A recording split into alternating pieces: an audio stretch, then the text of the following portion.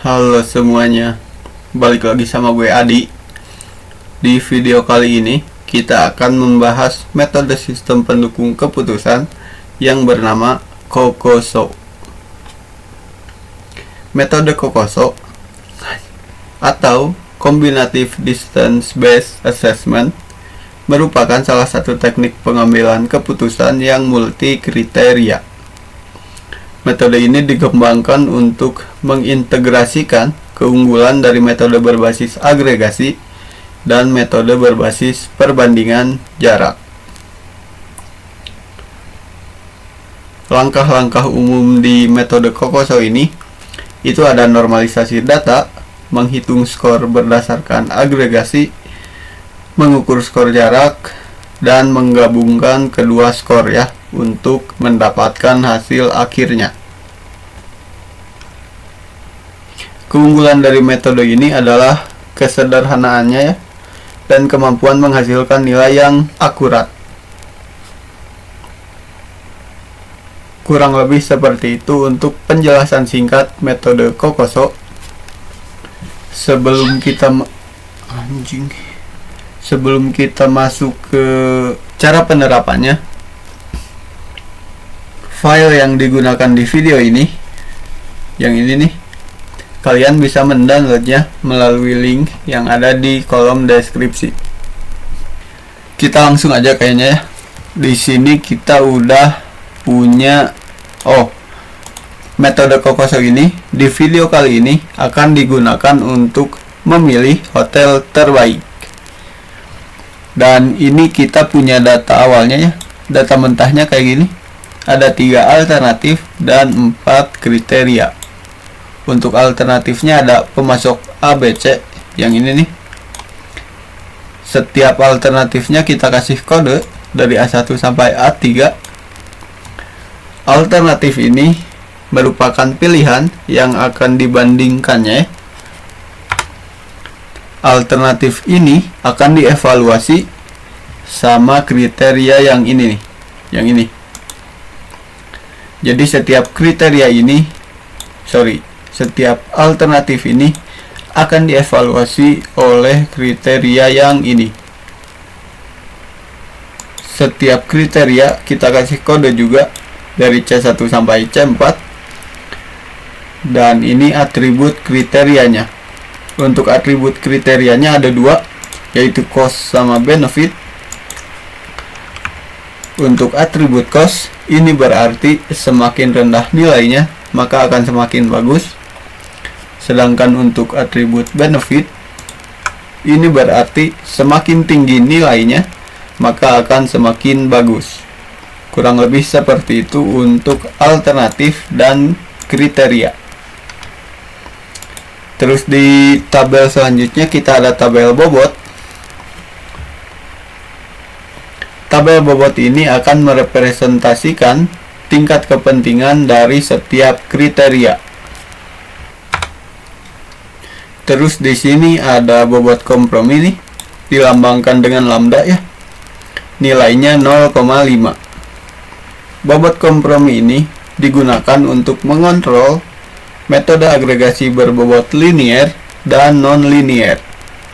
Bobot ini akan digunakan nanti ya di akhir saat menggabungkan skor alternatifnya. Ini untuk penjelasan lebih lanjutnya, nanti dijelasin di akhir aja ya. Jadi kita langsung aja nih kayaknya. Kita udah punya data, kriteria, alternatif, dan bobot. Di sini kita bikin tabel kayak gini ya. Untuk matriks keputusan awalnya. Ini kita isi sama kriteria. Berarti kita transpose dari sini nih, kode kriteria. Di sini kita isi sama alternatif, kode alternatif ya. Untuk kode awalnya kita copy paste aja dari sini, atau kalian bisa kayak gini. Ctrl D untuk fill down dan Ctrl R untuk fill right. Nanti bentuk matriks keputusannya kayak gini ya. tapi ini nggak akan dipakai di video ini sih.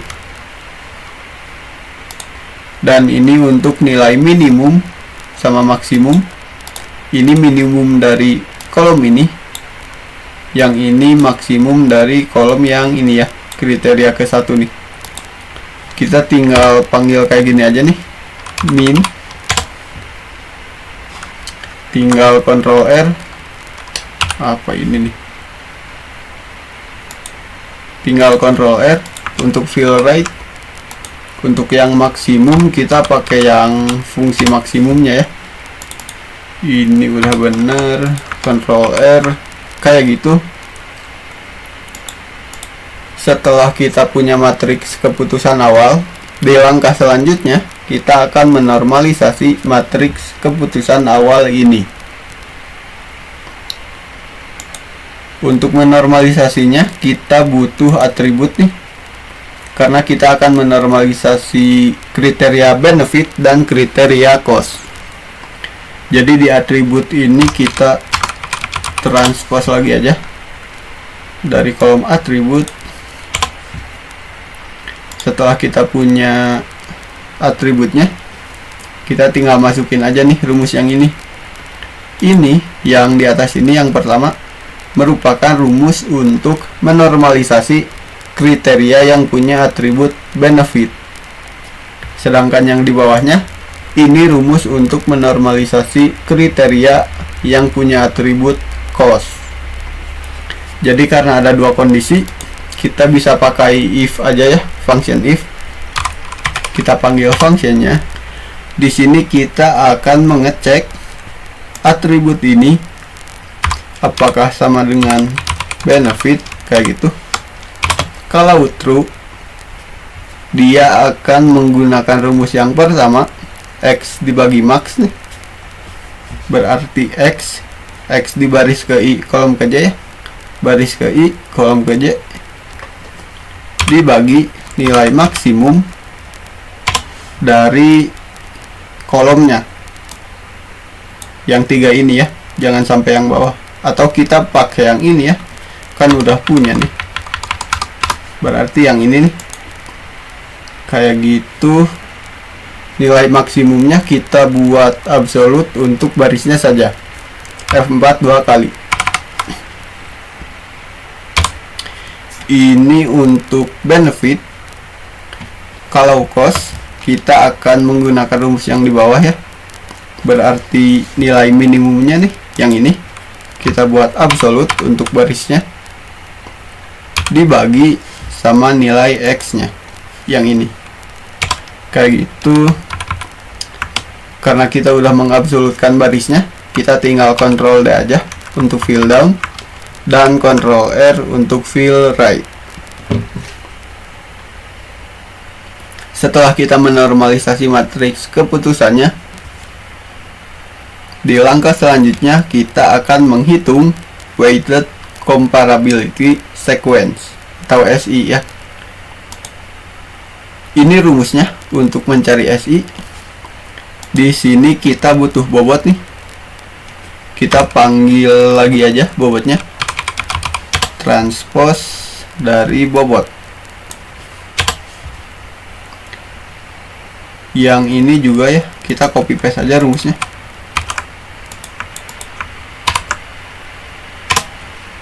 Kayak gitu. Ini untuk SI ya, yang ini. Yang di bawahnya itu untuk PI atau power weight of sequence. Kita akan mencari nilai SI dulu. Ini rumusnya.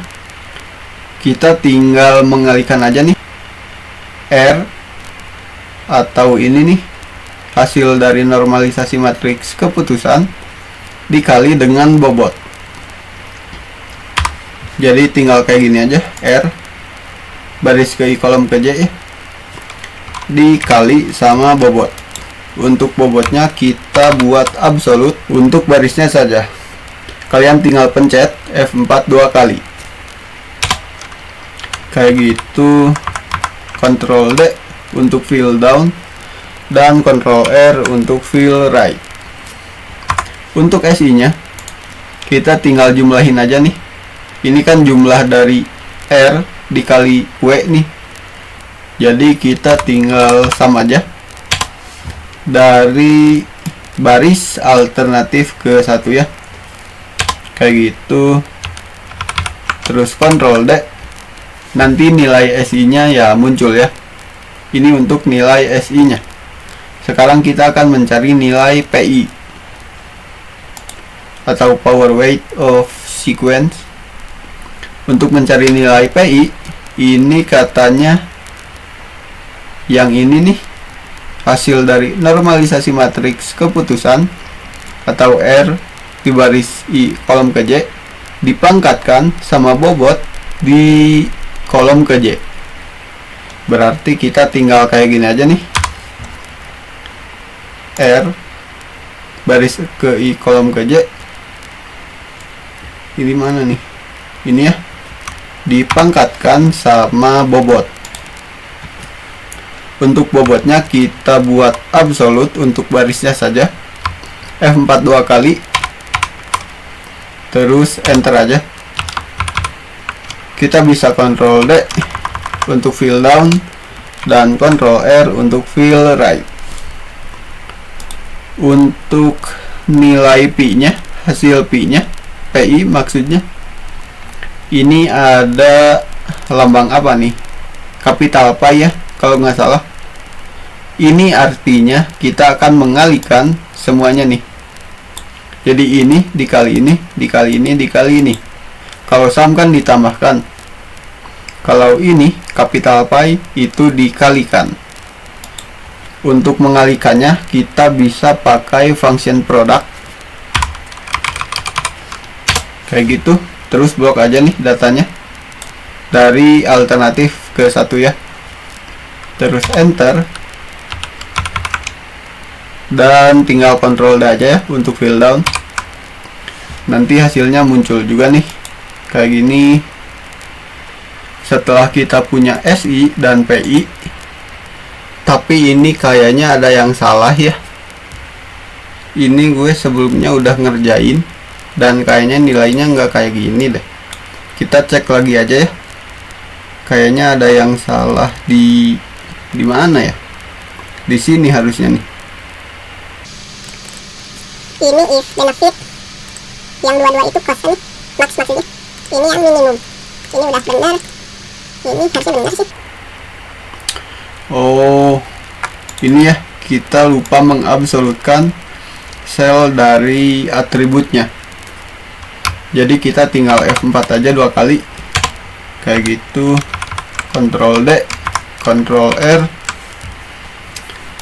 Ini kita tadi lupa absolutin yang ini ya.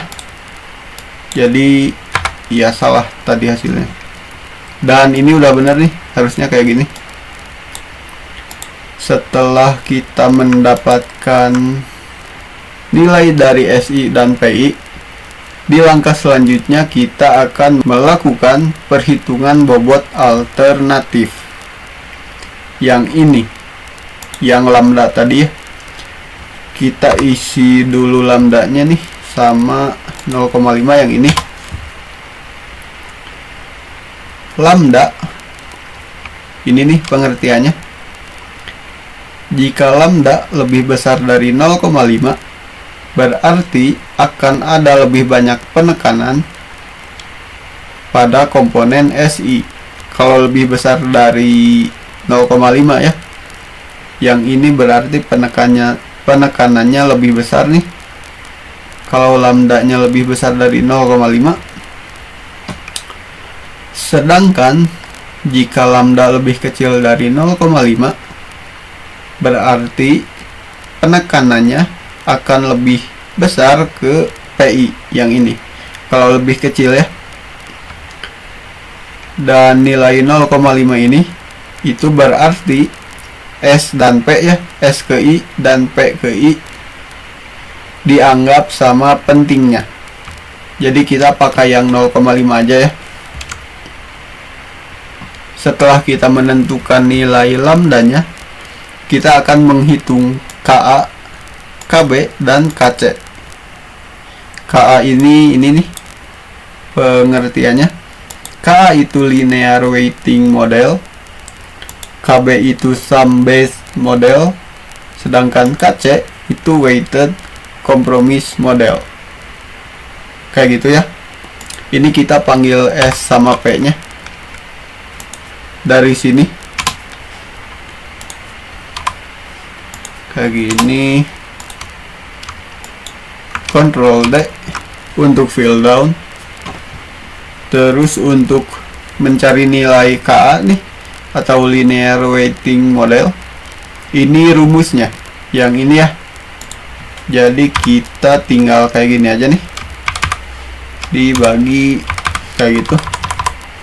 SI ditambah PI berarti yang ini nih, S dibaris ke I ditambah P dibaris ke I, terus dibagi sama jumlah dari S dibaris ke I ditambah P dibaris ke I. Berarti kita tinggal sama aja ya, sum dari dua ini nih, kayak gitu. Terus kita tinggal Ctrl D. Kok satu semua ya? Ini harusnya ada yang salah nih, kayaknya tanda kurungnya ya. Kita nggak usah pakai tanda kurung yang ini deh,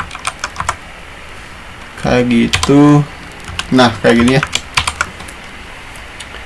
Itu untuk nilai KA. Sekarang kita akan mencari nilai KB atau sum based model. Ini rumusnya. Kita tinggal kayak gini aja nih, kayak gini kan ya, ditambah yang ini harusnya benar pakai tanda kurung. Ini SI nih, S dibaris ke I, berarti yang ini dibagi S minimal atau minimum ya. Jadi kita tinggal pakai function min dari S ini ya, dari kolom S. Untuk nilai minimumnya kita buat absolute, terus ditambah P dibaris ke I nih, yang ini berarti dibagi P minimum, berarti kita panggil function minimum lagi dari kolom P. Kita buat absolute dan udah ya, harusnya kayak gini. Terus kita Ctrl D untuk fill down. Selanjutnya kita akan mencari nilai KC atau weighted compromise model. Yang ini ya rumusnya. Kita tinggal kayak gini aja nih, berarti kayak gini lagi ya. Lambda yang ini kita absolutin lambdanya, dikali sama S dibaris ke I nih, berarti yang ini ditambah 1 dikurangi lambda. Untuk lambdanya kita absolutin lagi. Terus setelah 1 dikurangi lambda itu akan dikalikan lagi sama P dibaris ke I, yang ini ya, kayak gini. Ini harusnya udah bener ya. Terus dibagi lambda, kita absolutin lagi, dikali S max, berarti maksimal dari kolom ini ya, dikali max dari kolom yang ini nih, kita buat absolute, terus ditambah 1 dikurangi lambda, lambdanya kita absolutin lagi, terus dikali P maksimal nih, berarti yang maksimal dari kolom ini ya, berarti kita panggil function max dari kolom P. Ini kita absolutin lagi untuk nilai maksimalnya ya. Terus udah ya, harusnya udah benar nih, kayak gini. Tinggal Ctrl D, nanti hasilnya akan muncul ya. Setelah kita mendapatkan nilai KA atau linear weighting model, terus KB atau sum base model, dan KC atau weighted compromise model, di langkah selanjutnya kita akan mencari nilai preferensi akhir dan perankingan ya. Jadi kita tinggal kayak gini aja nih katanya. Ini kalian nggak perlu buat ini ya. Ini hanya untuk keperluan visualisasi aja. Di sini ini rumusnya nih. Untuk mencari nilai preferensi akhirnya, kita tinggal kayak gini aja. KA di baris ke I dikali KB di baris ke I juga dikali KC di baris ke I, terus dipangkatin 1/3 ya. Jadi kita tinggal kayak gini aja nih. Ini kali kan ya, kita bisa pakai produk dari KA KB KC nih di baris ke I dipangkatkan dengan 1/3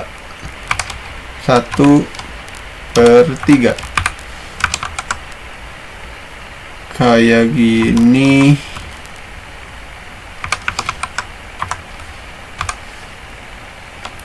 Terus ditambah 1/3 dikali sum dari KA, KB, dan KC ya. Berarti kita tinggal panggil function sum dari ini.